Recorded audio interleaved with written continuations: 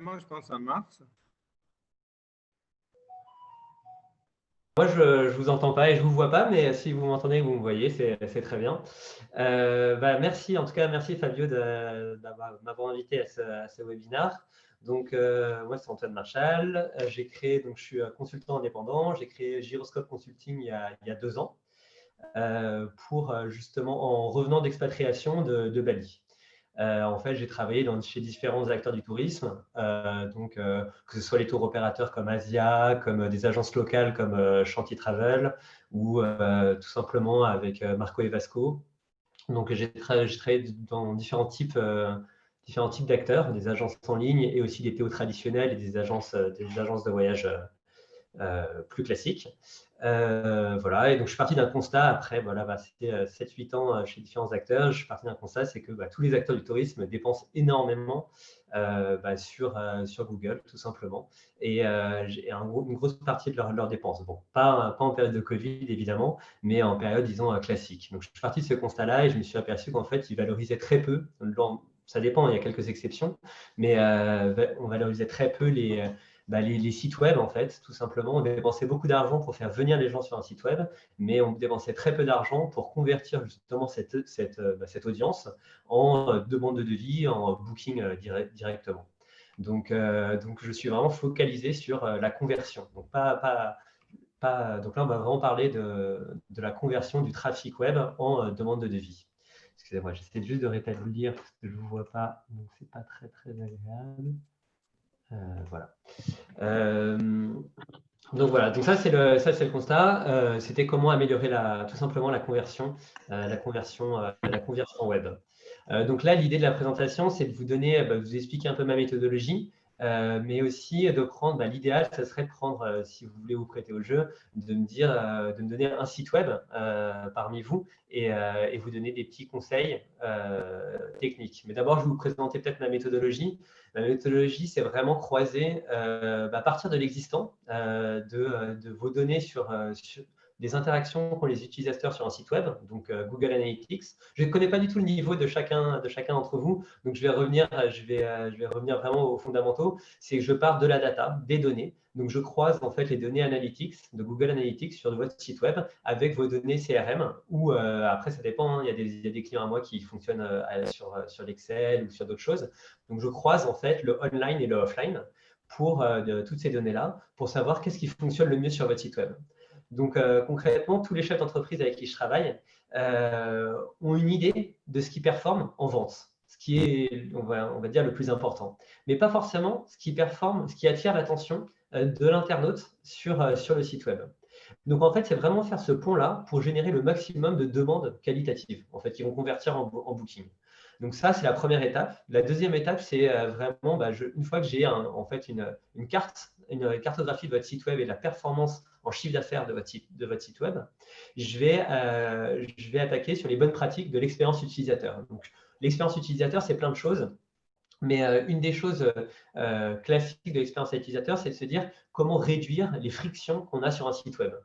Donc, ça a beaucoup évolué, l'expérience utilisateur dans le temps. Mais concrètement, c'est quel que soit l'endroit ou le support que j'utilise. Donc, l'endroit, est-ce que je suis en 4G ou en 3G ou en 2G ou en 5G, quel débit j'ai, quelle qualité de connexion Internet j'ai et comment faire en sorte que le site web soit de toute façon toujours performant, quel que soit le support et quelle que soit la connexion. Donc, quand je dis support, ça peut être un grand écran, un mobile ou tout simplement une tablette, quel que soit le support. Donc ça, j'essaie de sortir des bonnes pratiques. Et là, c'est là où on va prendre différents. Je pense qu'on pourra prendre, si on peut prendre 3 sites web différents, et je donnerai une bonne pratique par site web. Je ne vais pas vous donner tout mon savoir-faire, parce qu'il y en a des centaines des bonnes pratiques en expérience utilisateur. Mais je pense que c'est un jeu auquel on peut se prêter qui a un intérêt pour vous direct et qui illustre très bien ce type de modification. Et donc ça, c'est vraiment la deuxième partie. Et la troisième partie de ma méthodologie, c'est que je m'adapte à mon client. Donc là, je vois qu'il y a Frédéric qui est là. Typiquement, j'ai travaillé avec Frédéric. Bonjour. Et typiquement, Frédéric, il souhaite plus, Monde Authentique de façon générale et les marques derrière, souhaitent plus recevoir des coups de téléphone de leurs clients que des demandes de devis. Donc, on va tout simplement faire en sorte de pousser, non pas le fait de générer des devis, mais on va plus pousser le fait de faire des demandes de devis, tout simplement. Des coups de téléphone. Pardon. J'ai d'autres clients qui vont me dire, par exemple, si on parle de lead générateurs du type Evaneos, où il y en a plein d'autres, Trade Direct, etc., là, ça va être plus ils veulent générer des demandes, puisqu'après, ce n'est pas eux qui les traitent, etc. Donc, ils vont plus, et qu'ils ont mis des process en place pour tout automatiser. Donc, c'est beaucoup moins sur mesure, c'est beaucoup plus sur l'automatisation et générer des demandes. Donc, tout dépend de l'envie de mon client. Et après, un challenge que je rencontre souvent, c'est on me demande des chiffres, tout simplement, de combien tu augmentes le taux de conversion sur un site web après une optimisation de l'expérience utilisateur. Et souvent, c'est un peu traître parce que je peux annoncer des chiffres, mais c'est aller dans la mauvaise direction. C'est-à-dire, il faut toujours garder en tête que c'est important de convertir en demande de devis, en coup de téléphone, mais in fine, c'est faire un booking qui est le nerf de la guerre. Donc, en fait, générer des demandes, ce n'est pas vraiment le problème, la difficulté. Ça, il y a plein de techniques pour le faire. Par contre, générer des demandes qualitatives, c'est là où c'est le plus challengeant. Donc, en fait, pardon? Ah, je ne sais pas s'il y a eu une intervention. Et donc voilà, ça c'est ces trois. Donc pour récapituler, ma méthodologie, c'est je me base sur vos données, que ce soit sur Google Analytics, sur vos données de performance en termes de vente. La deuxième chose, c'est vraiment que je croise avec les bonnes pratiques de l'expérience utilisateur. Et la troisième étape, c'est vraiment j'essaie de faire en sorte de répondre à vos problèmes et à vos problématiques et en fonction de votre business model. Parce que chaque acteur du tourisme a un business model différent et donc une stratégie d'expérience utilisateur différente. Si c'est juste un site vitrine ou si c'est un site e-commerce, évidemment, les rendus ne sont pas du tout les mêmes. Voilà, donc ça c'était pour me présenter brièvement et présenter ma méthodologie. Après, moi, ce que je fais, c'est là, on fait un focus sur l'expérience utilisateur en sachant que moi, je suis consultant, mais en stratégie web marketing. Donc, mon offre phare, c'est l'expérience utilisateur. Et en plus, ça se prête bien au webinar parce qu'on peut faire, c'est visuel en fait, tout simplement. Et donc, je ne sais pas s'il y a quelqu'un qui veut se prêter au jeu. Mon autant, Frédéric, il a déjà. Ah, je vois. Pascal. Oui. Pascal, c'est ça? Pascal Werner. Bonjour. Bonjour. Alors, est-ce que vous pouvez vous présenter brièvement? Pardon? Est-ce que vous pouvez juste vous présenter brièvement pour que je puisse aller? Oui, tout à fait. Il y a une de mes associés d'ailleurs qui est en ligne qui s'appelle Odile Mahé. Et nous avons monté c'est une chaîne volontaire qui s'adresse aux campings municipaux qui s'appelle Local Camp. Et nous avons une plateforme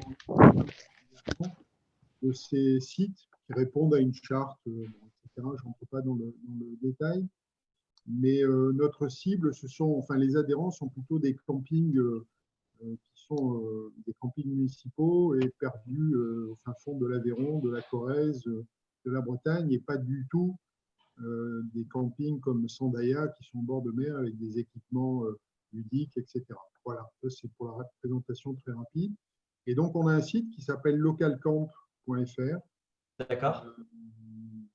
On a démarré l'année dernière dans une période compliquée, comme tout le monde le sait évidemment, avec les confinements, etc.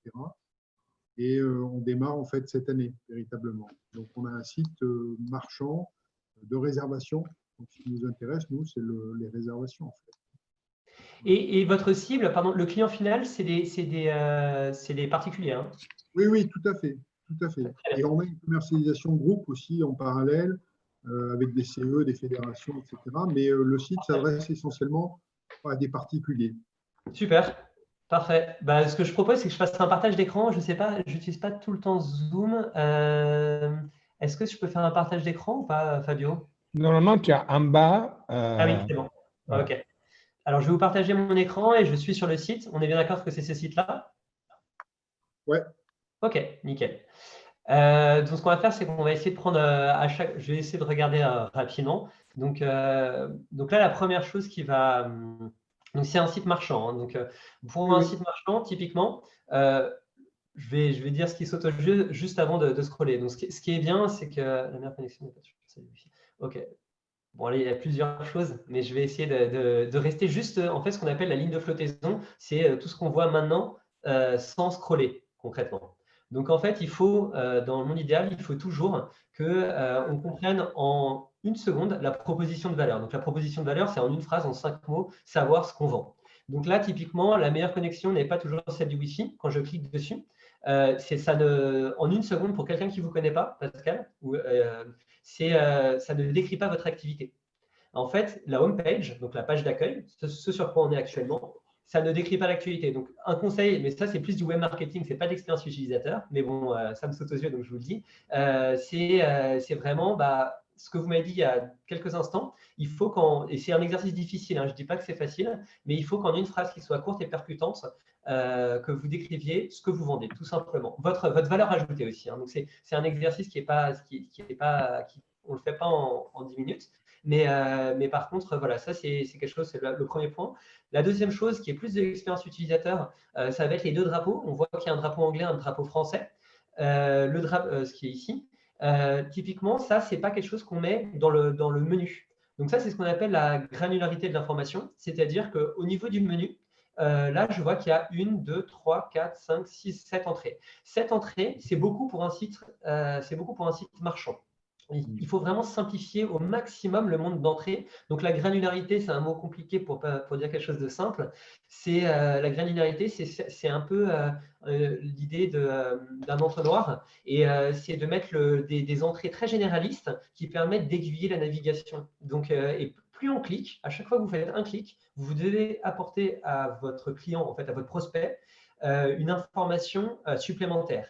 Donc, c'est-à-dire que là, on est sur la home page, je vais cliquer sur nos hébergements. Bon, j'imagine il y aura la page hébergement, etc.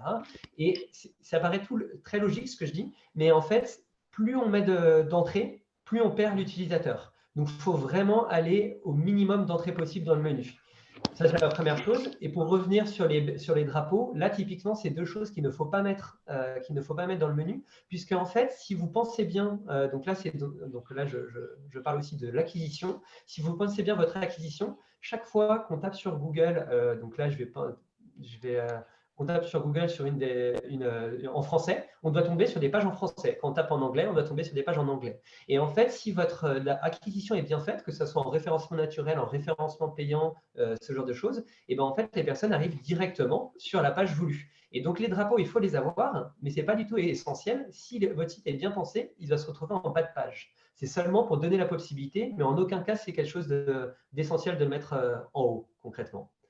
Donc ça serait bien, mais sinon, la deuxième chose que je peux faire, c'est juste passer en responsive, voir en mobile s'il est responsive. Et là, la même chose, on voit qu'il y a les drapeaux qui restent, etc. Ça, c'est pas l'essentiel, mais par contre, il est plutôt responsive et plutôt… il est plutôt, pardon, je n'ai pas compris. Il s'adapte bien au mobile, au format d'un téléphone portable. Oui, donc okay. ça, c'est plutôt bien, et c'est même très bien. Je dirais que là, il y a beaucoup d'entrées sur votre recherche, mais il y a des solutions, hein, c'est-à-dire de mettre… ça prend beaucoup de place, hein, on voit que ça prend 3 lignes. Il y a des solutions pour faire en sorte que ça prenne qu'une ligne, et une fois qu'on clique dessus, qu'on est intéressé par utiliser la barre de recherche, là, on voit qu'on peut rajouter la date de départ, la date de l'offre. Donc là, on peut voir que sur… oui, pardon. C'est bon. Concrètement, ça serait… donc là, c'est vraiment juste les bonnes pratiques, c'est-à-dire que je n'ai pas du tout vos données, donc je n'ai pas vos données de navigation, je n'ai pas vos données CRM, etc. Donc, je ne peux pas vous recommander. Parce que si j'avais accès aux données, je pourrais vous dire, c'est cette page-là qui est la plus performante, donc c'est celle-là qu'on doit garder dans le menu. Je pourrais vous faire un choix de sélection des pages qu'il faut garder dans le menu et celles qu'il faut passer en pied de page, concrètement. Est-ce que ça vous parle, Pascal ou… Très bien, très bien. Ouais. Ok.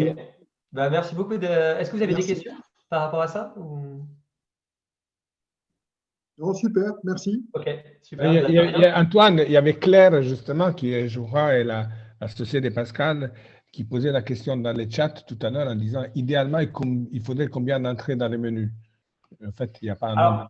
Ok, alors là, la même chose, je ne suis pas devin, c'est-à-dire qu'il me faut les données. Donc, c'est pour ça que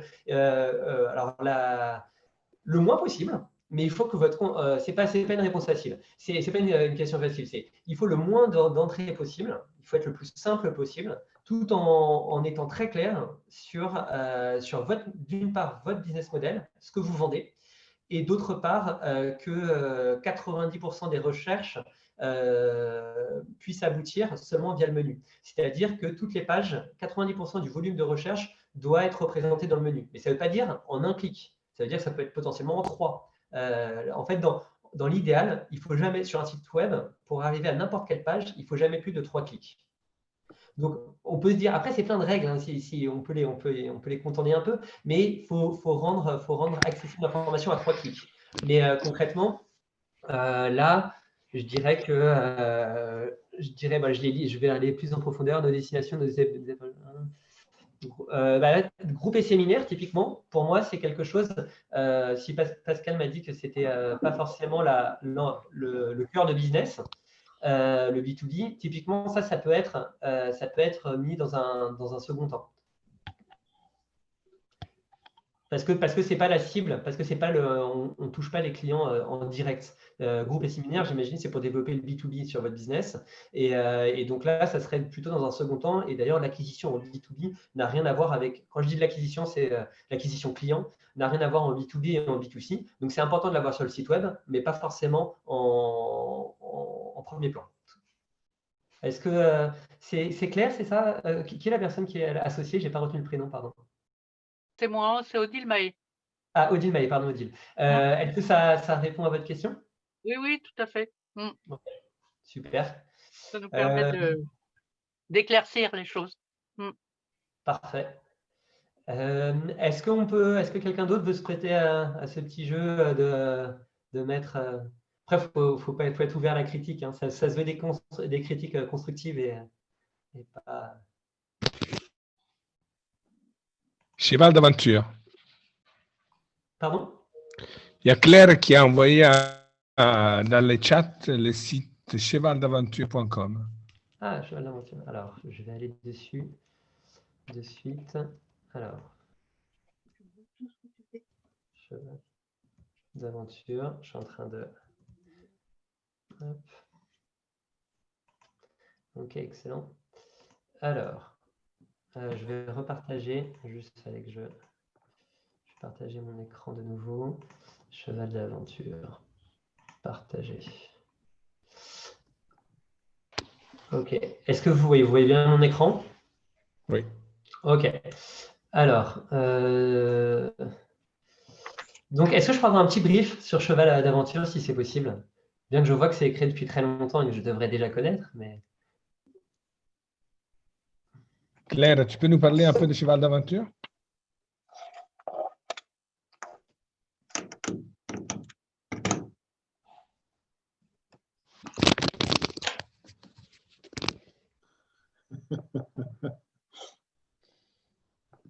Que se passe-t-il? Il cherche son casque. D'accord. Il l'a laissé accroché à la selle.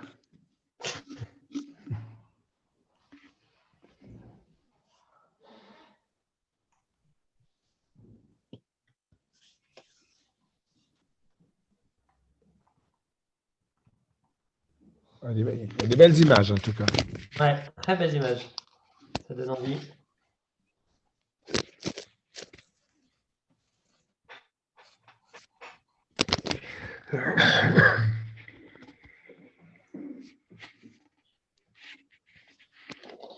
Je vais commencer et peut-être parce que là je vois à peu près ce que je voulais vous savoir, c'est si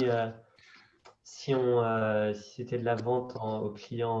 D'accord, ok. C'est des prix à partir d'eux et c'est donc pas un site marchand. Hein. C'est des départs à date fixe, j'imagine. Mais oui, c'est ça. Ok. S'inscrire et là. Ok. Ah si, c'est quand même étape suivante. Comparaison. Si. Donc c'est un site marchand quand même. D'accord. Ok. Claire, je propose que tu nous donnes peut-être quelques informations via les chats si tu n'arrives pas à trouver un casque. Comme ça, Antoine pourra te faire une analyse plus précise. Mais vas-y, à toi.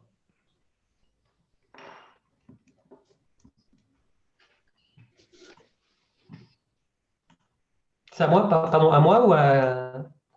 Non, je disais à Claire, mais vas-y, mets-nous un petit brief là-dessus, voilà. Vas-y, je pense que Claire n'a pas tout à fait entendu mon message. Ok, bah, Voilà. je vais le Elle faire dit, elle vend des randos à cheval dans le monde entier. Voilà. du monde entier et directement au client final. Oui. D'accord. Donc là, je vais reprendre. Donc déjà, ce que je trouve bien, c'est la barre de recherche. La barre de recherche ici, elle est très, très pratique. On voit le nombre de voyages. Elle est intuitive. Donc ça, elle est simple à utiliser. Donc c'est tout ce qu'on cherche. En fait, c'est la simplicité qu'on cherche. Donc là, on est sur de la vente. C'est un peu différent que tout à l'heure. Donc là, on est sur de la vente en groupe, j'imagine, à date fixe. Donc c'est du groupe du GIR, du groupe d'individuels regroupés. Donc, c'est bien. Donc, on ne cherche pas à avoir des demandes de devis, si je ne me trompe pas, mais on cherche à avoir vraiment des réservations en direct. Donc là, encore plus que pour Local Camp, là, on a vraiment beaucoup trop d'informations ici. Donc ça, c'est vraiment, il y a beaucoup d'entrées. Donc là, c'est 1, 2, 3, 4, 5, 6, 7, 8, 9, 10, 11, 12, 13. Et en fait, sur 13 entrées, ce qui est très simple, c'est de regarder le trafic qui est sur chaque entrée et de regarder est-ce que tout est bien vérifié, est-ce que tout est bien visité, tout simplement. Et là, je vois, après, j'imagine que la France a été mise parce qu'il y a eu le Covid. J'en ai aucune idée, mais j'imagine que ça a été mis en avant à ce moment-là, alors qu'il y a destination, donc ça pourrait faire doublon, ce genre de choses. Donc, ça fait pas mal d'entrées, on pourrait évoluer. Je ne sais pas si le euro ici est obligatoire, et la même chose, le drapeau ici, je ne suis pas sûr que ça soit totalement obligatoire. Mais pour l'instant, honnêtement, c'est un site qui rend bien. Donc ça, c'est l'optimisation. Le menu ici n'est pas figé. Donc ça veut dire que si je descends, par exemple, je vois, ok, ça m'intéresse, les photos me donnent envie, j'ai une destination en tête, je dois remonter pour aller scroller. Donc une des actions claires, pour être simple, c'est une des actions à mettre en place, ça serait de figer le menu pour qu'on ait toujours la possibilité d'aller naviguer sur votre site web. C'est vraiment le plus important. Ça serait le premier conseil. Le deuxième conseil, je vais juste passer en responsive. OK. Donc là, c'est pas classique d'avoir ce type de configuration. Donc là, typiquement, on arrive sur un téléphone. Il faut se dire qu'on est sur un téléphone portable. Donc les téléphones portables, il faut dire que si on veut être contacté, il vaut mieux mettre ce qu'on appelle les call to action, donc les boutons pour créer de l'interaction. Il vaut mieux les mettre en bas de l'écran parce que les clients finaux utilisent leur téléphone avec leur main droite et ils ont le pouce, c'est comme ça, c'est avec le pouce qu'on navigue, le pouce est plus vers le bas de l'écran. Donc si on va avoir des interactions, c'est plus vers le bas de l'écran. Et ça prend beaucoup de place. Donc je ne sais pas si l'intérêt, c'est d'être contacté. En fait, là, il faudrait que j'ai des informations de la part de Claire, puisque là, j'ai besoin, typiquement, c'est un cas de figure où j'ai besoin de feedback du client, de l'agence, pour me dire est-ce qu'il souhaite être contacté via téléphone ou via devis, ou est-ce qu'il souhaite pousser la vente en ligne directement. Donc ça, c'est un peu. Donc dans un cas, si le but c'est d'être contacté en direct, c'est bien de l'avoir directement ici. Si le but est de faire le maximum de ventes sans interaction avec le client et que ça soit directement sur le site, donc là, il faut mieux ne pas mettre le téléphone en avant, mais plus le produit. Oui. Claire, est-ce que vous avez retrouvé votre Non, apparemment non, mais elle communique par le chat. Ouais, alors je ne peux pas gérer en même temps le chat. Je veux bien, Fabio, que tu Voilà, mais écoute, donc elle dit oui souvent du téléphone, donc elle contacte souvent les clients par téléphone parce que ils ont besoin de filtrer les cavaliers par rapport à leur niveau, à leur âge, etc. Donc ils ont besoin d'informations supplémentaires qui ne peuvent pas facilement être prises par l'intermédiaire du site. D'accord, donc s'il y a des appels qui sont nécessaires, donc là je suis allé sur une page programme, typiquement il y a marqué s'inscrire ici, ça c'est une très bonne pratique, c'est-à-dire que avant que je puisse scroller, donc avant que je puisse descendre sur la page, il y a directement s'inscrire, donc au-dessus de la ligne de flottaison, donc ça c'est une très bonne pratique d'expérience utilisateur. Donc ça c'est très bien, et de l'autre côté c'est bien dans une couleur, donc rouge sur fond blanc, qui se démarque bien du reste. Donc ça, c'est très important. Et c'est d'avoir une couleur unique pour avoir la mise en contact avec le client. Donc, ça, c'est très bonne pratique. Et l'autre côté, quand on met 2 call to action l'un à côté de l'autre, il ne faut pas qu'ils soient de la même couleur. Et là, on a poussé vers le fait de s'inscrire. Donc ça c'est très bien. Après, là, c'est date de prix. OK. Non, il est bien, Claire, le site, il est vraiment bien. Donc là, ce que je rajouterais, il y a les rassurances ici qui expliquent le concept. Il y a la newsletter. Objectivement, la page produit est bien aussi. Elle est simple. En fait, ça c'est. Donc pour moi, il y a une amélioration sur l'arborescence du site à faire. Mais sinon, le site est simple et visuel. Donc bien joué. C'est un beau site. Bien, merci beaucoup de cette analyse. De rien. On peut faire un dernier site, Antoine? Bien sûr, avec plaisir. Alors, il y en avait qui s'étaient manifestés tout à l'heure. Ouvrez vos micros pour vous manifester éventuellement, ça sera plus simple que par le chat. Oui, c'est mieux pour moi, c'est plus simple. Vous m'entendez? Oui. Oui, bonjour Maud. Bonjour. Moi, j'ai 2 sites en fait. Moi, j'ai un .fr qui n'est pas du tout marchand et j'ai un .com que je suis en train de mettre en avant, mais je vois qu'il n'est pas actif. C'est Suncap Travel. Pardon? Suncap Travel. SUNCAPTRAVEL. Voilà. Ouais, celui-là. Celui-là, c'est le non marchand. On va regarder là-dessus. Ça convient? Ok, super. Alors déjà, la première chose, là, ce qu'on vient de voir apparaître, c'est le temps de chargement qui est long. Donc ça veut dire que… D'accord. Ok. Est-ce que là, il a terminé de charger le site web ou pas? Non. Mais ce qui est marrant, c'est que ça ne fait pas du tout ça sur mon ordi, moi. Il se met très rapidement, en fait. En fait, c'est parce qu'il y a un cache. Voilà, ok. C'est parce qu'il y a sur ton ordi, il y a un cache qui se met une fois que tu l'as chargé, il a déjà préchargé toutes les pages. Moi, c'est bien de faire l'exercice en faisant en navigation privée pour enlever justement tout ça. Et on peut voir directement et on peut voir le temps de chargement de page. Après, il y a plein d'outils à utiliser pour vérifier le temps de chargement, la rapidité des sites, etc. Et la rapidité des sites est de plus en plus importante. Tout simplement parce que c'est pris en compte sur l'expérience utilisateur, mais aussi sur le référencement naturel, le SEO, etc. Google va noter aussi le site. Donc là, typiquement, est-ce qu'on est sur la page principale? C'est bien ça? On est, Oui. Ok. Donc là… Qui n'est pas du tout comme ça. Ouais, c'est complètement déconstruit, en fait. Ouais. Est-ce que c'est possible de m'expliquer un peu le concept de Suncap Travel? Moi, je suis une agence de voyage sur mesure. Donc, en fait, moi, ce que je veux ce que je voulais au départ sur ce site-là, c'était que les gens puissent me contacter, puissent voir en fait ce que je pouvais proposer. En fait, c'est pour pas qu'ils soient… Enfin, voilà, il fallait qu'ils me contactent derrière et qu'ils puissent me trouver facilement. Parce que j'existe depuis 2 ans et demi et du coup, comme j'étais nouvelle sur la ville et puis avoir un bon référencement Google en fait. Ok, d'accord. Et j'en ai un deuxième qui est en train de se mettre en ligne, c'est le .com, où là, en fait, on pourra faire que des devis en ligne. D'accord. Et pourquoi avoir dissocié les deux? Parce que celui-ci, pour moi, était bien référencé et que je voulais quand même le conserver. Alors, je ne sais pas si ça vaut le coup ou pas, mais…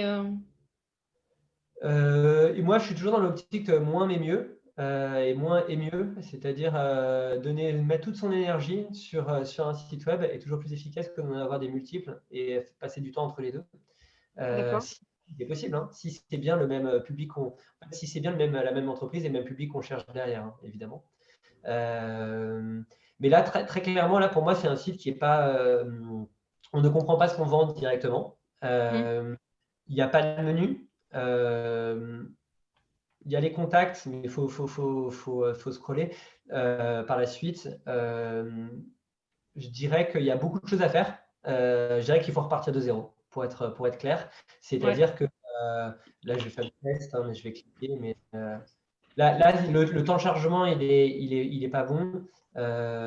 Sur le côté, quand on va sur le site, il y a des numéros. Je pense qu'il vaut mieux. Là, j'ai pas assez d'informations. Il vaudrait mieux que je vois le deuxième site pour pouvoir comparer. Mais tout simplement, là, j'ai pas de menu de navigation. Hein. Donc, je peux pas me diriger. Je sais pas où me diriger. Je vois que je peux cliquer sur. Non. Ouais, en fait, c'est en bas. Il faut descendre un petit peu. OK. Et il faut descendre encore un peu. Voilà. Et par exemple, c'est voyage en France et à l'étranger. Mais en fait, il y a juste une explication sur ce qu'on fait, en fait. Et c'est où, pardon? C'est Un peu au-dessus. Il faut que tu remontes encore un peu là. En fait, sur chaque pavé, on peut cliquer sur chaque pavé. Et derrière, il y a un texte en fait sur ce qu'on propose. D'accord. Là, par exemple, voilà, là. OK. D'accord. Les événements spéciaux, les partenariats pour les CE, etc.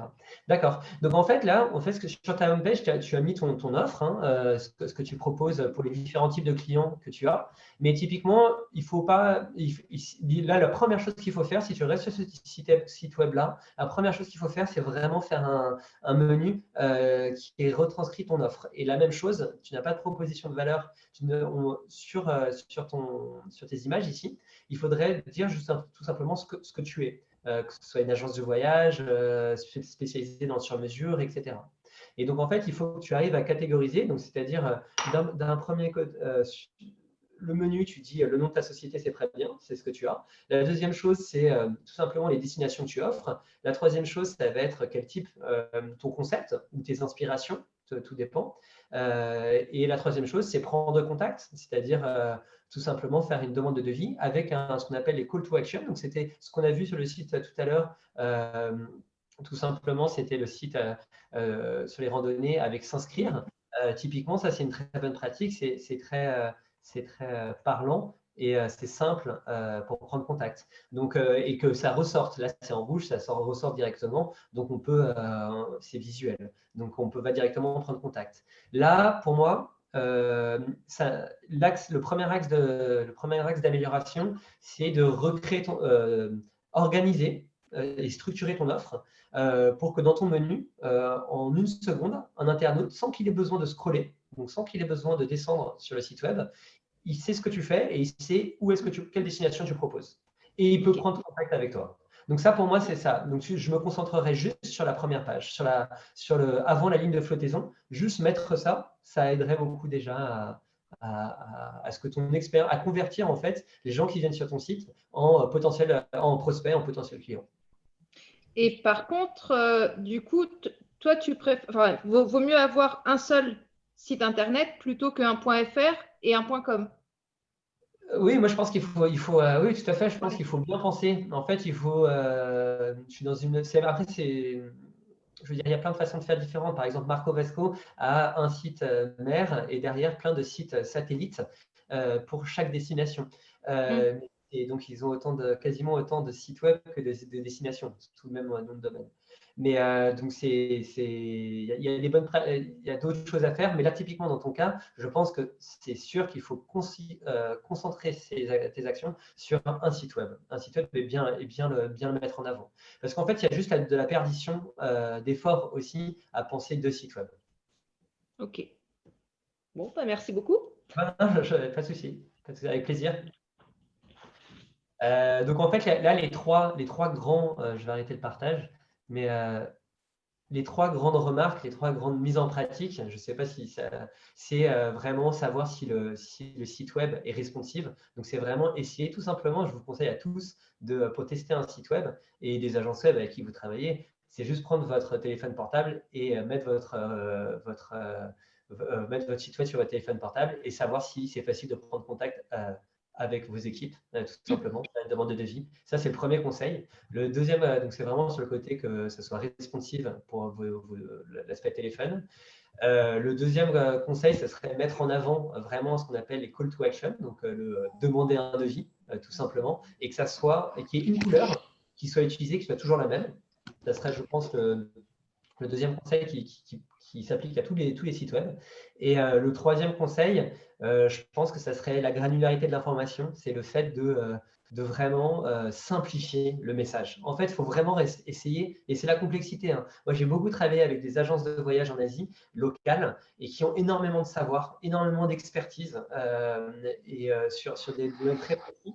Et en fait, ils ont tellement de savoir qu'ils mettent tout, en fait. Ils mettent tout sur leur site web et en fait, on s'y perd et on ne retrouve pas la valeur ajoutée. Ils ont plein de savoir, plein d'expertise, etc. Mais en fait, on comprend. Disons, une personne qui n'a pas l'habitude ne va pas comprendre l'offre, en fait. Et donc, va pas forcément, alors potentiellement, il serait intéressé, ne va pas forcément faire de demande. Donc, c'est vraiment arriver à simplifier le message et le retranscrire de façon intelligible sur le site web. C'est simple à dire comme ça. Après, ça nécessite pas mal de travail d'exploiter vos datas, de comprendre votre business model, parce que vous avez des business models différents à chacun d'entre vous. Bien, Antoine, on a bien compris qu'il y a quasiment autant de cas différents que des sites, hein, en quelque sorte. Parce qu'effectivement, ça dépend un petit peu du positionnement, de l'activité et de ce qu'on veut mettre en avant, etc. Mais est-ce qu'on peut dire, bon, tu as déjà donné quelques conseils, merci beaucoup, mais est-ce qu'on peut dire aussi une chose qu'il faut absolument faire sur un site Internet et une chose qu'il faut absolument éviter, l'erreur à ne pas faire? Je vais me répéter, mais c'est la quatrième, disons, mais je n'ai pas eu de granularité, mais j'ai aussi parlé de la proposition de valeur.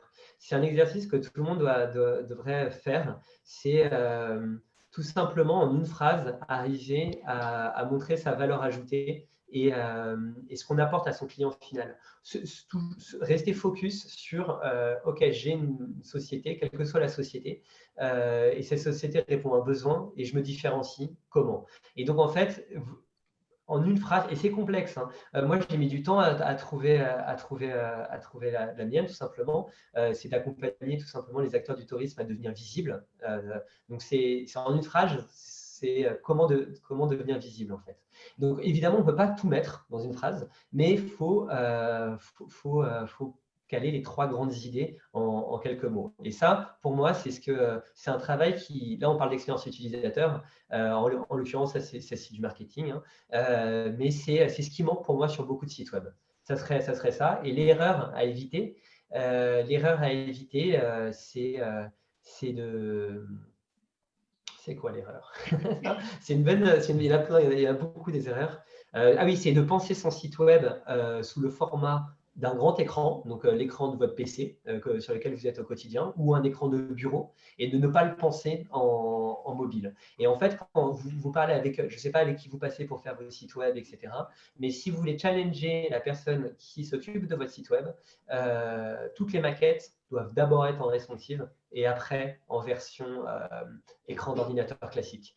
Et parce que si on arrive à faire tenir un message dans une interface qui a un téléphone portable, et ben ça simplifie tout en fait. C'est très dur de synthétiser, mais ça synthétise totalement votre offre, etc. Donc ça va vous aider. Donc c'est pas facile. Je ne dis pas que c'est évident, mais en tout cas c'est ce qu'il y a de plus important pour moi pour des sites vitrines, c'est d'être responsive, tout simplement. Bien, merci beaucoup Antoine. Je vois beaucoup de gens qui parlent dans le chat. Est-ce qu'il y a quelqu'un peut-être qui a une… Alors, je vais essayer de dire maintenant, j'ai question. Je vais essayer de revenir sur les questions peut-être. Bonjour, alors de Sandra, bonjour. Est-ce valable aussi pour une agence réceptive? Peut-on voir Liberty Est-ce qu'on a un peu de temps? On peut peut-être voir cet exemple-là, si vous voulez. Oui, on a encore un peu de temps, on a encore un peu de temps à dire. Ok, je vais faire de nouveau un petit partage d'écran. Oui, totalement. Donc Sandra, agence réceptive, moi je travaillais pour Chantier Travel, donc c'était un réceptif sur l'Asie. Alors, je vais mettre ça, pardon, je vais mettre sur le… Et totalement, c'est essentiel parce que typiquement, quand on est une agence locale, il y a une distance qui se crée forcément avec le client final. Donc, il faut être encore plus performant sur le web. Donc, c'est important. Donc, est-ce qu'on peut avoir, Sandra, un petit brief de 2 minutes sur ton entreprise? Oui. Super. En fait, moi, je suis basée à Paris Parce qu'on est un groupe de plus de 70 bureaux, donc il y a des Liberty un peu partout dans le monde. D'accord. Et donc, moi, je m'occupe des clients internationaux qui viennent en France. Ben, j'ai hâte qu'ils reviennent parce que là, je ne peux rien faire depuis avril. C'est sûr. Donc, nos clients qui nous connaissent nous envoient des mails ou nous appellent, mais on a beaucoup de mails parce que le décalage horaire, c'est pas possible. Les Américains ne vont pas t'appeler à 3 heures de la nuit ou les Japonais à 17 heures quand ils dorment déjà. Donc, nous, on a beaucoup de mails. Essentiellement. Et puis pour un des clients au Canada, il a sa plateforme lui-même. Donc on a un identifiant, on rentre dans cette plateforme et on voit les nouvelles demandes qu'il y met tous les jours. D'accord. Donc là c'est vraiment une agence réceptive mais française qui reçoit des clients venant de l'étranger, c'est ça? Pour la Liberty France, mais on est un groupe. Alors il y a Liberty Allemagne, Liberty Germany, Liberty Spain, Liberty Italie. Mais moi, je parle maintenant Liberty France, ça par contre, c'est vraiment un réceptif français qui accueille des clients étrangers, c'est ça? Oui. Ok, super. Ben, je vais mettre sur Liberty France. Et là, on est sur le site Général. Alors, si on choisit Our Destination, on va trouver Liberty France et on voit le contact. Qui est-ce qu'il faut contacter pour avoir Liberty France? D'accord. C'est tous les pays qui sont représentés, soit par un représentant. Ok. Donc, ce que je vais faire, c'est que je vais revenir sur la page. Donc là, c'est vraiment c'est un groupe. C'est un groupement de réceptifs sur différents pays. Et le client final, donc, c'est des agences de voyage. Ce n'est pas des clients en direct. Hein. On est d'accord? Jamais. Non. Nous, c'est que des agences de voyage ou des tour opérateurs qui revendent des agences à l'étranger. Très clair. Donc, c'est un DMC, quoi, tout simplement. Ok, un groupement de DMC. Ok, très clair. Donc là, c'est vraiment donc là, c'est un site, contrairement aux trois autres sites, c'est un site vraiment axé B2B. Donc, c'est bien de le voir celui-là. Donc là, c'est un site vitrine. Donc là, il y a une chose donc, ce qui est bien, c'est que donc en gros, on voit qui vous êtes, ce qui est intéressant.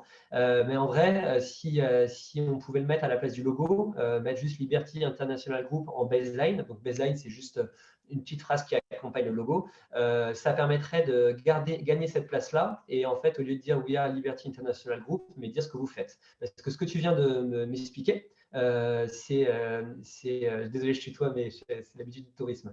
Ce que vous venez de m'expliquer, c'est typiquement, ça devrait sauter aux yeux directement. Donc ça, c'est le premier conseil. Deuxième conseil, il est là très clairement, c'est comment prendre contact. Et là, ça me paraît, c'est pas mis en avant parce que le but, typiquement, ce type de société, donc des sociétés en B2B, doivent mettre plus l'accent sur le contact. Il n'y a pas de transaction marchande sur le site. Donc, il faut que ça saute aux yeux. Et là, c'est un des accès au menu parmi d'autres. Donc ça serait l'axe d'amélioration, mais il est plutôt bien, hein. Il est clair, il y a des réassurances. Après, il n'y a pas d'avis client, ça c'est un peu dommage. Ce qui est bien, c'est toujours de mettre en avant, que ce soit dans le B2B ou dans le B2C, mettre en avant les retours clients et dès la page d'accueil. Donc ça, c'est quelque chose qui rassure pendant l'ordre de la navigation. Et ce que je vois, c'est qu'il n'y a pas non plus assez sign-up newsletter. Ça, c'est pas assez mis en avant selon moi. Mais sinon, voilà, ce serait principalement ces axes d'amélioration. Et donc, les conseils qu'on a vus tout à l'heure s'appliquent totalement à ce site web. Et je regarde juste un petit focus sur la France. Ok, donc là typiquement, France, si on tombe sur la France, il faudrait qu'il y ait une prise de contact sans même avoir à descendre. Donc là, on voit que Monsieur Carlos Sabaté est là, et il y a son contact, c'est très bien, mais en fait son contact devrait être bien plus haut, il devrait être ici, et qui devrait son contact devrait suivre la navigation de l'internaute. Donc est-ce que ça répond aux questions ou aux interrogations? Mais alors ça prend une partie sur la photo, enfin, je sais pas. Après, il y a Il y a plein de solutions techniques qui sont assez simples. Hein. C'est soit mettre un call to action, donc un élément ici où il y a juste à cliquer. Donc oui, il faut mettre, mais comme France, hein, France, ça prend de la place sur la photo.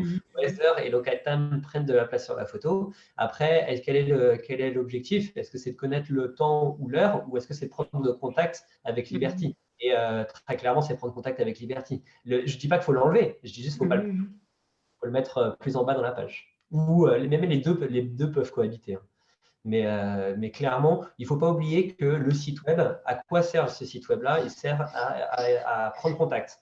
Donc, tout simplement, il faut toujours laisser une opportunité de prendre contact, que le prospect ait toujours l'opportunité de prendre contact avec vous.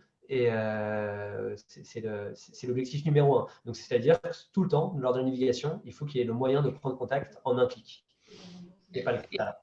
Et sur la page, la première sur Home, quand on dit qui on est, si on met en tout petit We are Liberty International dans le logo, on a la phrase qu'on est en bas là. On doit l'écrire en plus gros. Today, Liberty, Expertise, machin. Voilà, c'est ça. Moi, je pense qu'il faut la retirer, hein, celle-là, parce qu'en fait, We are Liberty International Tourist Group, il faudrait avoir une baseline, mettre en dessous du logo ici. Et pas besoin, ou tout simplement aussi ne pas forcément la mettre, parce qu'on le voit qu'il y a Liberty ici, il y a le nom de l'entreprise, donc c'est un doublon pour moi. En fait, il faut toujours, ça va être un autre conseil, chercher les doublons. Je suis capable de donner plein de conseils parce qu'en fait, il y en a des milliers pour avoir un site web performant, donc ce n'est pas du tout représentatif d'une mission que je fais. Et écrire la phrase qui est en dessous en plus gros? Oui, c'est ça, et très clairement la synthétiser pour que ça soit beaucoup plus percutant. Ouais. Ok. Et typiquement, c'est la même chose. Là, on voit Liberty et Home. Ça, c'est un doublon. C'est-à-dire que, par exemple, si je suis sur la page destination, je clique dessus. Si je veux revenir sur la page principale, je vais cliquer sur Liberty. Et là, je vais revenir sur la page principale. C'est-à-dire que Home, là, c'est typiquement une entrée qui est en trop. Parce que ce n'est pas l'entrée, c'est un doublon. La même chose, si on voit About Us, Our Destination, Our Services, Partners, References and Contacts, il faut mettre dans l'ordre des pages les plus visitées. Donc là, typiquement, je pense que ça doit être Our Destination à place visitée, je pense, ou About Us à voir. Mais là, j'ai la même chose. Là, je n'ai pas les données. Et donc, ce que je fais, je prends une petite prise de risque en disant mes recommandations parce qu'il faut vraiment se rappeler des méthodos, c'est se baser sur des données, sur les bonnes pratiques UX et aussi sur tout simplement les objectifs du client, de vous, tout simplement.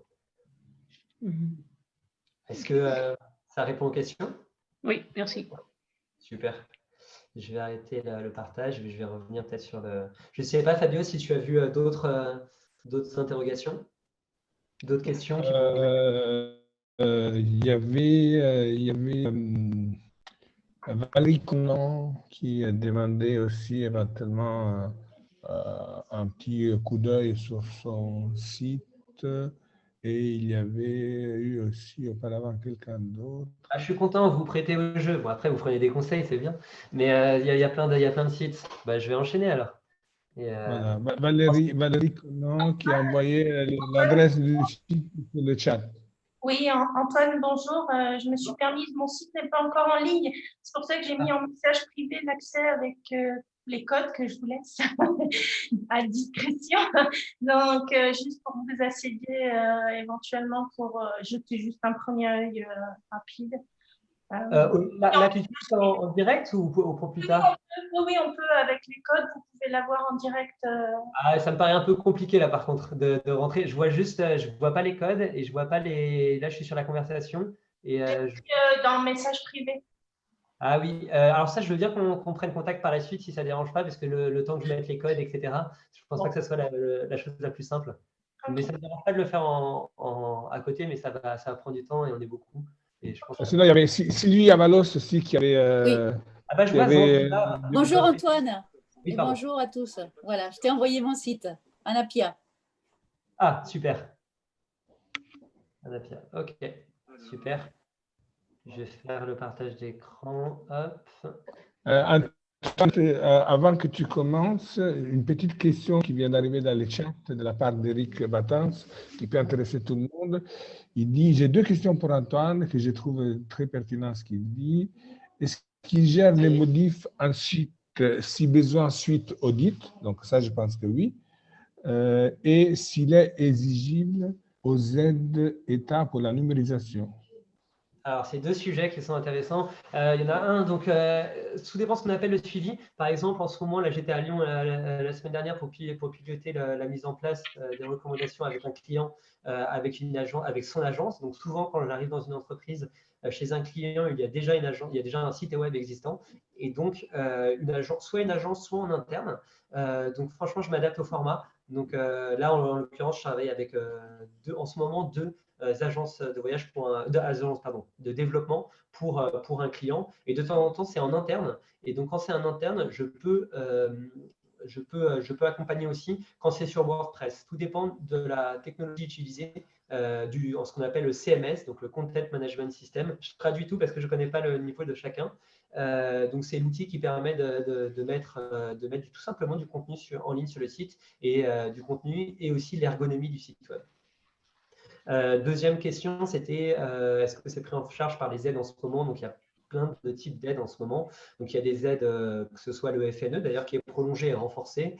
Il y a donc pour les acteurs du tourisme, il y a aussi les aides pour la numérisation. Donc là, j'attends de voir. Tu es éligible à ces aides-là?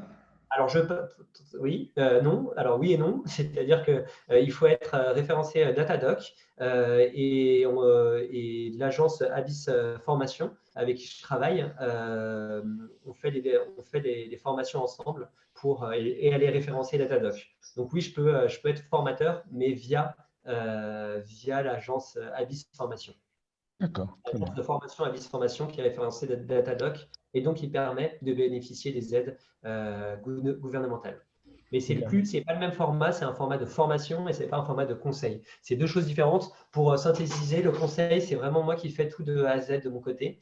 Et donc les livrables, je donne des livrables, etc. Et le côté formation, c'est vraiment, il faut avoir un référent au sein de l'entreprise que je vais faire monter en compétences sur le temps déterminé. Et donc, je fais moins d'exécutif sur la partie formation. Tout dépend, il y a des clients qui sont intéressés par du 100% clé en main et il y a d'autres clients qui sont intéressés par faire monter en compétence les collaborateurs parce qu'ils ont des personnes clés dans nos entreprises pour la partie digitale. Est-ce que ça répond à la question? Eric? Oui, merci. Oui, en fait, je voulais dire dans le cas de la deuxième question, c'est oui, il y a beaucoup d'aides, dont, alors je ne sais plus de mémoire, hein, il y a l'aide qui doit être 500 € minimum et ensuite c'est 50% jusqu'à 3 000. Donc clairement, par exemple, si toi tu fais un audit, est-ce qu'on peut faire rentrer l'audit? Est-ce que tu facturais dans le cadre de cette offre, de cette aide ou pas en fait? Non, très, très clair. Alors, tout dépend de l'aide. Donc, le FNE, c'est 1 500 €, minimum 1 500 € par salarié et 1 250 TTC. Et le FNE, à partir de janvier, si je ne me trompe pas, c'est 1 € par salarié en chômage partiel à utiliser sur un an. Donc, ça, c'est la première partie. La deuxième partie sur les montants. La deuxième partie sur la partie de l'audit, par exemple, typiquement un audit d'expérience utilisateur, rentre totalement dans le FNE, dans l'offre FNE de 1 250 hors taxes par salarié. Ça rentre dedans. Par contre, le rendu, la finalité est la même, sauf que il faut avoir un référent au sein de votre entreprise qui bénéficie de cette offre. Il faut avoir un salarié en chômage partiel qui souhaite travailler sur cette mission et on la co-construise ensemble, qu'on la co-développe ensemble. Après, bon, on ne va pas trop rentrer dans les détails, mais il y a des aides en fait qui sont indépendantes du nombre de salariés, qui sont liées à la société en fait. Hein, où on peut faire une demande. Voilà. Donc, mais c'est super si ça peut rentrer dans ce cadre-là, dans la mesure où tout le monde. Alors, je ne veux pas m'avancer. Je veux pas m'avancer sur. Pour être clair, je l'ai fait plein de fois sur la partie FNE, sur la partie. J'ai vu, il y a un chèque digital, etc. Je pense que ils sont en train de donner encore plus d'aide en ce moment. J'ai un de mes clients qui m'a dit, qui m'en a parlé, et on va probablement le faire ensemble. Donc là, c'est un peu tôt pour moi de te dire comment ça fonctionne parce que je ne l'ai pas encore fait sur l'aide, sur la numérisation. Mais je sais qu'avec le plan de relance de 2021, et ça va être c'est sûr que ça va être accéléré ça va monter en puissance sur les aides gouvernementales pour la digitalisation des entreprises. Donc, mais là, c'est un peu tôt. Je peux te répondre en message à côté une fois que je l'aurai fait une fois, tout simplement. Pour l'instant, je ne peux pas trop m'avancer. Un petit commentaire, j'anticipe sur la fin. Je trouve ce qui est super intéressant, c'est que c'est évident, sans trop te faire de pub, que tu as la double culture site informatique et ce que tu as fait avant. Et ça, c'est quand même assez rare, quoi, parce que si on doit expliquer tout ce qu'on fait à chaque fois à quelqu'un qui ne connaît pas c'est qu'une agence de voyage, un taux, etc., ça va prendre déjà une journée, il va peut-être facturer. Donc toi, là-dedans, tu es déjà dedans, donc tu vois tout de suite les sujets.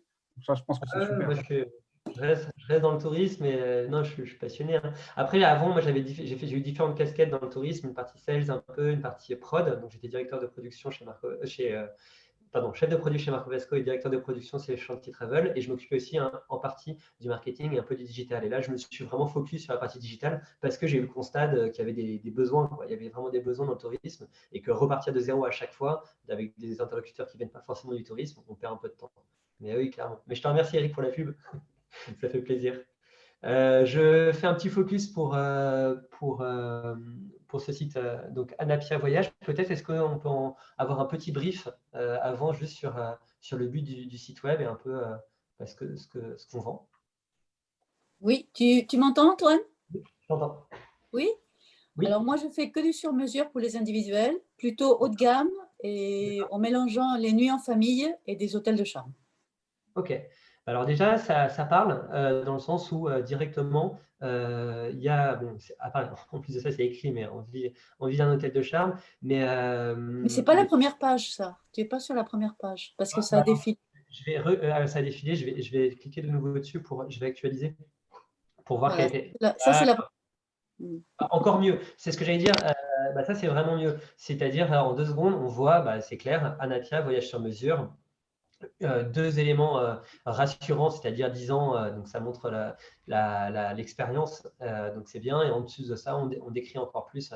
Donc ça, c'est très bien. Je pense qu'il y a le message, il passe en 2 secondes, donc c'est super important. Après, c'est fait un peu en bullet point, donc il y a peut-être moyen de le formuler un peu différemment. Mais en tout cas, les informations, ils y sont, donc c'est vraiment bien. Le visuel, là, ce qui est très bien, c'est ce qu'on appelle, donc là, c'est du full page design. Donc ça veut dire qu'on utilise toute la taille de l'écran et ça s'adapte. Donc c'est-à-dire que si je diminue la taille de l'écran, ça va, si je fais comme ça va s'adapter. Donc ça, c'est ce qui est très bien. Donc ça, c'est une bonne pratique. Donc top. Il y a les contacts en haut à gauche, on peut cliquer dessus, donc ça c'est bien. Il y a le logo, nos destinations, ok, nos envies, nos coups de cœur, l'équipe, nos ambassadeurs, blog, ok. Donc là, alors déjà globalement il est bien parce qu'on sait ce que tu vends en 2 secondes donc ça parle, les photos sont de qualité, on peut se projeter, donc ça c'est bien. Mais je ne suis pas que pour dire c'est bien. Donc les améliorations, c'est très clairement, là, ça prend trop d'espace, c'est trop grand. Le menu, donc ça c'est ce qu'on appelle donc là c'est un menu avec des listes, etc. Ce qui est intéressant, c'est de faire ce qu'on appelle des méga menus. Donc ça serait de faire un menu en fait qui prendrait 1/3 de cet espace-là, et à chaque fois qu'on clique sur Afrique, par exemple, on met All Destinations, les voyages du moment, par exemple, et on choisit le voyage du moment. Les tops, concrètement, c'est les voyages qui sont les best-sellers, qui sont les voyages qui fonctionnent, qui respectent la saisonnalité, qui vont, par exemple, je ne sais pas, là en ce moment, c'était dans une saison normale, là, si on poussait les destinations été, je ne sais pas laquelle, mais le Ladakh, par exemple, dans 2-3 mois, on le pousserait, on le mettrait dans les destinations du moment. Et après un sous-menu, on mettrait Afrique. Et si on clique sur Afrique, on voit apparaître les top destinations Afrique, etc. etc. Donc, ça diminuerait, on garderait l'image derrière. Et l'idéal, c'est de mettre des photos avec chaque destination. Donc, voilà, ça serait réduire. Il y a des solutions, mais voilà. Mais par contre, on s'y retrouve. C'est-à-dire que si je veux trouver une destination, je clique. Donc, on peut mieux faire, mais c'est déjà bien. Ouais, là, on peut le faire, mais c'est plus une question visuelle qu'une vision très organisée. Donc ça, c'est très bien. C'est-à-dire qu'on a les destinations, les envies. Donc, alors, envie et coup de cœur, ça peut faire doublon. Faut y réfléchir. Mais alors, là, il faut rentrer plus en détail. OK. Derrière, c'est des circuits qui sont derrière, ou c'est des groupements de circuits? Ce sont des exemples d'itinéraires. Parce que c'est un site vitrine. C'est un site vitrine, hein. Oui, ça se fait, tout à fait. Voilà. Je me demandais, est-ce que c'est des thématiques? Par exemple, je vois ornithologie. Si, aussi. D'accord. Oui. Okay. Donc là, je dirais qu'il y a peut-être un doublon entre les deux à vérifier, voir lesquels. Et donc là, quelque chose de très simple pour vérifier, c'est regarder le trafic qu'il y a sur chaque page, regarder ce qui génère des demandes, et après se dire, ah ok, bon, bah si, parce que là on voit qu'il y en a à peu près 10 par section, et il y a 6 sections sur les deux thématiques, donc ça fait à peu près une soixantaine de pages, un peu moins, je pense, 50. Et ben on regarde le top 50 de ces pages-là, et on regarde est-ce qu'elles sont vues ou pas. En fait, il faut vraiment recentrer. Donc, Fabio, pour répondre à ta question de tout à l'heure, quel est l'élément, la bonne pratique, c'est se recentrer sur le client final. C'est de se dire nos impressions en tant que professionnel du tourisme ou en tant que patron d'entreprise ou ce genre de choses, ça a peu d'importance en fait. C'est le côté, c'est le bleu est plus beau que le vert. En fait, on s'en fout un peu. C'est qu'est-ce que le client attend. Et ça se voit par les interactions qu'on a sur Google Analytics, sur le site web. Ça, en tout cas, c'est interprété. Et après, moi, je ne suis pas du tout graphiste, donc ça, c'est encore un autre métier. Donc, il y a l'équipe et nos ambassadeurs. Donc, je ne vais pas cliquer dessus, sinon ça va prendre un peu de temps. On va peut-être cliquer juste sur l'équipe, mais l'équipe et ambassadeurs, je pense que c'est un doublon. Ça peut aller dans le concept, typiquement. Et donc, ça respecte la granularité. Donc, là encore, c'est une bonne pratique. Contactez-nous, découvrez-nous. Ça, alors, le fait de mettre contactez-nous avant la ligne de flottaison, c'est une bonne pratique. Par contre, les mettre au même niveau, ça, il faut éviter toujours de mettre deux, ce qu'on appelle donc call to action, les boutons pour faire… Un seul call to action, ok. Un seul call to action, et s'il y en a deux, comme ce qu'on avait vu sur Cheval d'Aventure, comme on avait vu sur Cheval d'Aventure, ce qui est très bien fait, la bonne pratique, c'est toujours mettre contactez-nous dans une couleur qui soit en phase avec l'identité visuelle du site web, bien sûr, mais que ça soit une seule couleur sur tout le site web. Donc là, par exemple, là, c'est blanc sur fond à peu près marron. Là, ça prête à confusion. En fait, ça n'attire pas l'œil, donc on ne va pas trop contacter, on hésite, et en fait, les personnes ne cliquent pas.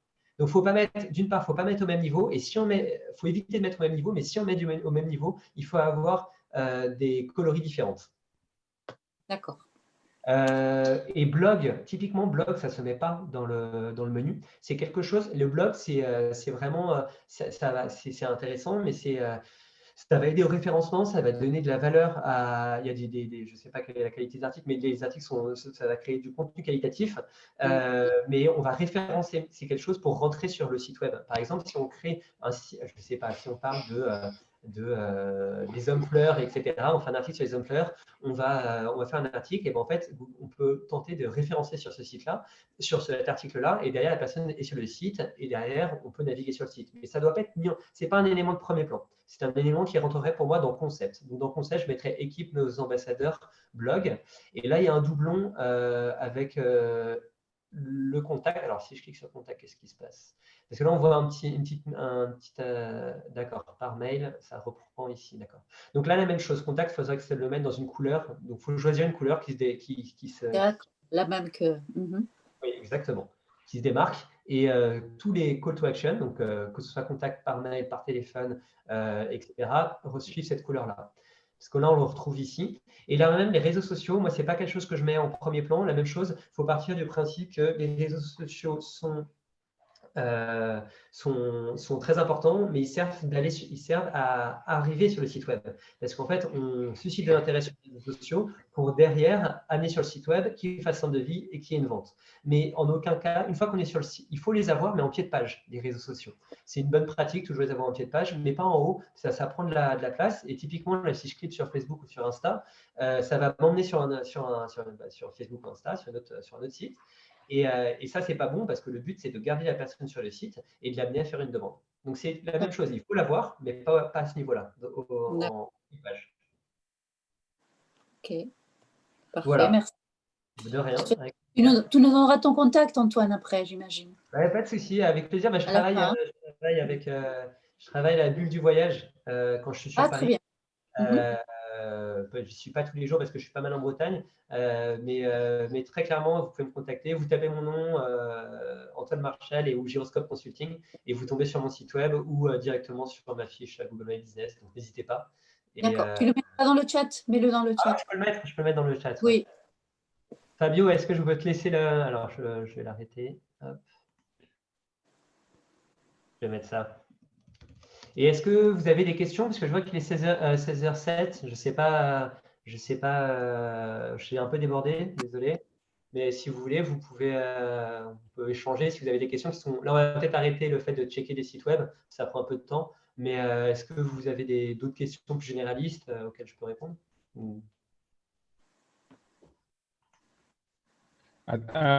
Concrètement, Antoine, est-ce que j'imagine que c'est très facilement mesurable, même des petites corrections sur des ergonomies de ce type sur les différents sites web en termes des retours, en termes des concrétisations des résultats, non? Carrément. Alors, pour être clair, je suis très transparent là-dessus. J'ai des résultats. Les résultats, c'est ceux que j'ai avec mes clients, tout simplement. Donc, je donne les numéros de contact des gens qui ont mis en place mes recommandations. Et en règle générale, je peux dire un chiffre, mais tout dépend de où on part et qu'est-ce qui est mis en place par la suite. Donc, je ne veux pas me défausser par rapport à la question. Typiquement, Shanty Travel, c'était plus 72% de taux de conversion sur le web. C'était équivalent chez Vintage Ride. Après, je peux vous donner les numéros des patrons d'entreprise pour confirmer ces faits. Il n'y a aucun souci par rapport à ça. Mais par contre, je ne peux pas m'engager. C'est impossible de s'engager sur un taux de conversion, par exemple. Non, bien sûr. Mais je veux dire, c'est quelque chose qui est facilement identifiable. C'est mesurable, mais après coup. C'est-à-dire qu'il faut prendre les recommandations, les mettre en place, prendre toutes les datas, regarder à combien est ce qu'on appelle le taux e-commerce. Donc, c'est vraiment le nombre de bookings par rapport au trafic web qu'il y a sur le site web. On le prend avant la mission et après, on le prend après la mission, à la même, par exemple, janvier. Bon, en ce moment, là, avec le Covid, ça fausse tout, mais si c'était hors Covid, on le fait à date constante, un an après. C'est comme ça que j'ai les résultats fiables. Mais ce qui est sûr, c'est que ça marche. Ben, écoute, très bien.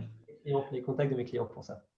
Bien, ben, écoute, moi je pense que sauf s'il y a d'autres questions de dernière minute, un peu plus génériques, qu'on peut conclure notre Zoom d'aujourd'hui là. Bien sûr. Je vois pas d'autres personnes qui interviennent. Donc, écoute, Antoine, merci beaucoup. Merci de toutes ces explications. J'espère qu'elles auront été utiles à tous les gens qui sont venus et à ceux qui auront l'occasion de revoir les replays après sur notre page. Merci beaucoup. Merci à tout le monde d'avoir été là également. Et à très bientôt. Et nous, on se voit bientôt à la bulle également. Merci. Ouais, merci beaucoup. Merci. Au revoir. Merci.